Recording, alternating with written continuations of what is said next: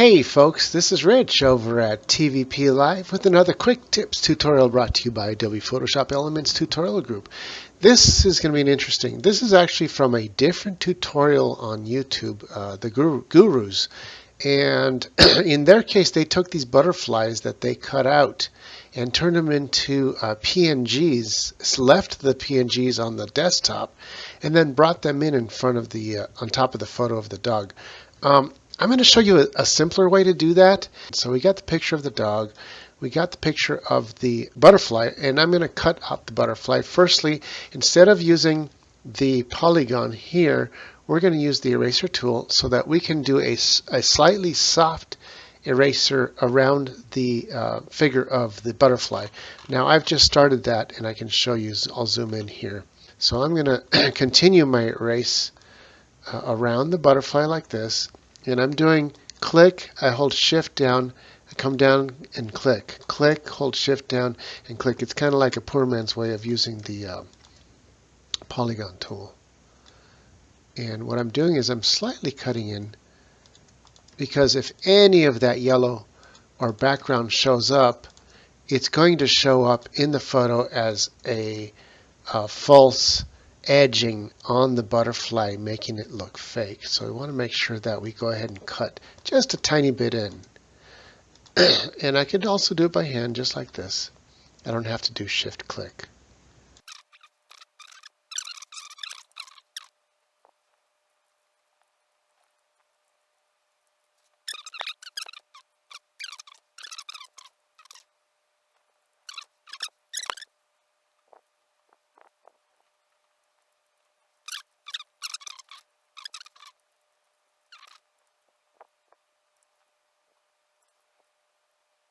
And because I'm using a 5-point eraser brush, it's easy to get into these little tight spots. Now I'm going to zoom out. So as you can see in the Gurus tutorial, they cut this out using the polygon tool, which closed the whole loop. And then they hit this button here to create a layer mask, which hid the background, but it didn't save this as a separate entity until you saved it onto the desktop. So it's 6 to 1, half a dozen to another, because in my case, their case, you have to do an extra step. In my case, you still have to do an extra step also, in the sense that now that I erased everything, I still have to cut everything out in between my eraser line and the original photo that I want to keep versus the background that I want to get rid of.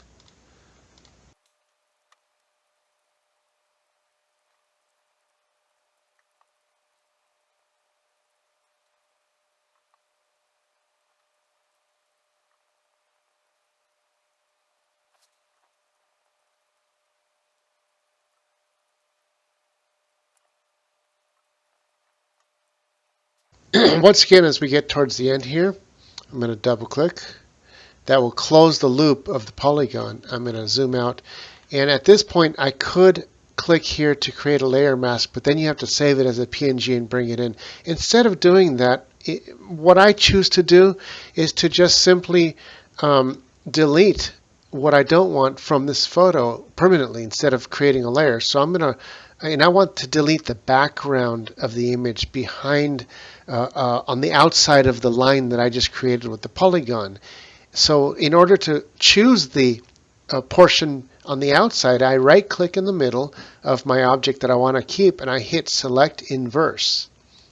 That will select everything else besides what I chose.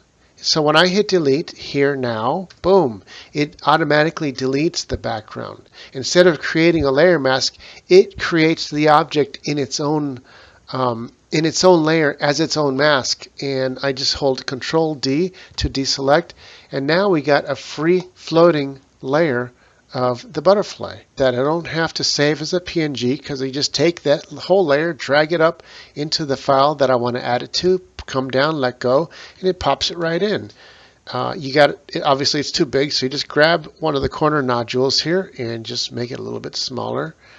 And I'm going to zoom in again so we can see where we're at. And once again, before I turn this like it was turned in the other tutorial, I'm going to show you something a little different. I'm going to duplicate it. Okay, to duplicate something really simple, instead of having to save it somewhere else and duplicate it and bring it in, all you have to do is click on the Alt button and then left click and just drag your object. And it just automatically duplicates. So I can hold down the Alt key and I could just sit here and make a bunch of them if I want, as many as I like. So this smaller one that was over here, I'll go ahead and turn it like it was done in the other tutorial. But on this top one, I'm going to show you something a little different that's kind of fun. So I'll zoom in a little bit so you can see this. I'm going to do this and make this butterfly more perspective proper. Instead of just turning it like this, I'm going to give it dimension. So I'm going to go up here to Image, Transform, to Distort. Now I have free range on all four corners to actually do a three-dimensional distortion of the butterfly to make it look more like it was actually flying towards the pup. And if it really was, the perspective of it would have been more like this, right? If it was going, that's what it would look like, right? Not a flat image like this one. This one's flat. It would be distorted where the portion closer to you would be bigger. So we use that in order to create distortion. One more thing. This is going to be kind of fake looking, but it'll help a little bit. I'm going to right click, edit layer style. Let me pull this in so you can view it. I'm going to do a little drop shadow and bring the sunlight over to the upper left. I'm going to make the shadow really big at first. Then I'm going to soften it big time. Then bring it a little closer. Now I just lessen the shadow almost all the way. And it gives the feeling that it's really there on top of the flowers. It almost pops it out as a three-dimensional object. So I'm going to get rid of this other one because I just don't like it there. And leave you with this butterfly that looks like it's flying up to the dogs. It has a lower shadow and it looks like it's three-dimensionally popping out in front of you. That's it for this tutorial. I'm happy with what I'm giving you here. This is Rich calling it quits for this one, saying over and out.